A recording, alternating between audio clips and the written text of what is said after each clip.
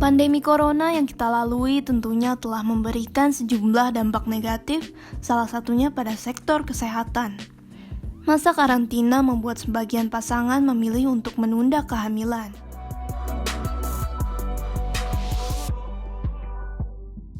Menjalani kehamilan di tengah pandemi corona adalah sebuah hal yang tidak mudah.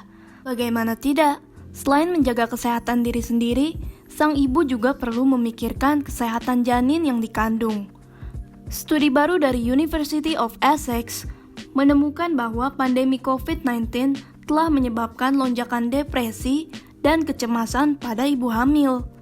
Para penulis menemukan wanita yang menganggap dampak COVID-19 lebih negatif menunjukkan tingkat kecemasan yang lebih tinggi.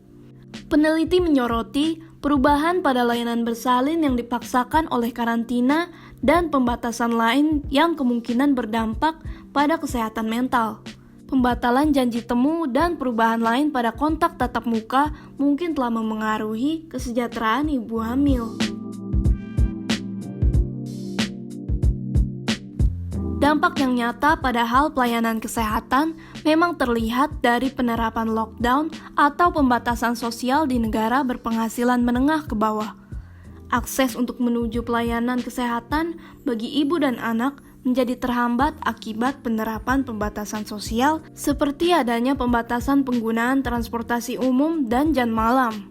Dampak negatif terhadap penanganan kesehatan masyarakat, khususnya kesehatan ibu dan anak, juga semakin berat dengan tantangan ketersediaan alat serta pelaksanaan pencegahan infeksi pada situasi pandemi COVID-19 ini. Lalu bagaimana menjalani kehamilan yang aman saat pandemi corona ya Sobat Vidivisi? Di masa pandemi ini, World Health Organization merekomendasikan beberapa poin untuk menjalani kehamilan yang aman. Antara lain, layanan kesehatan mumpuni. Meski tenaga kesehatan sedang mengalami tekanan akibat pandemi COVID-19, namun perlakuan hormat untuk wanita hamil harus tetap diutamakan. Belum ada bukti perempuan hamil memiliki resiko tinggi terhadap COVID-19. Namun ketika wanita hamil tertular COVID-19 dan jika parah, maka resiko ICU lebih tinggi dibandingkan dengan wanita yang tidak hamil dan berpotensi kelahiran prematur. Mintalah saran pada penyedia layanan kesehatan tentang mengelola gejala umum COVID sehingga dapat membuat keputusan yang tepat bersama. Kesiapan sangatlah dibutuhkan untuk mengetahui gejala yang ada atau jika ada komplikasi lainnya.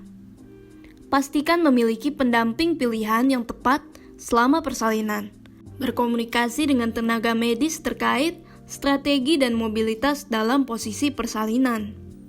Diiringi dengan tindak lanjut berupa pencegahan virus COVID-19 pada umumnya, seperti mengenakan masker untuk ibu dan seluruh petugas kesehatan, melakukan vaksinasi dan tes rutin bagi seluruh petugas kesehatan, ruang dan peralatan higienis, serta fasilitas kesehatan yang memadai.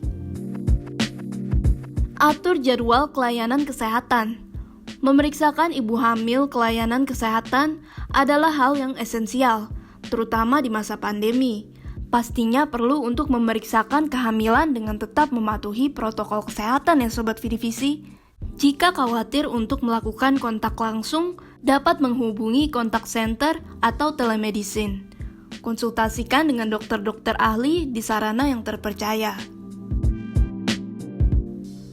Tetap berikan ASI. Sampai saat ini belum ada bukti bahwa virus corona menyebar lewat ASI. Dengan demikian, untuk saat ini bayi boleh mendapatkan ASI meski ibu dinyatakan positif COVID-19.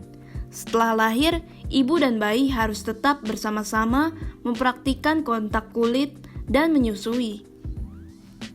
Nah, Sobat Vidivisi, mungkin dampak dari pandemi COVID-19 memang cenderung bertolak belakang dengan hal-hal yang harus diperhatikan untuk menjalani kehamilan yang aman.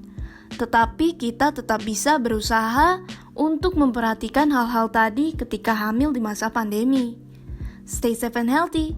Sampai jumpa di Health Today berikutnya.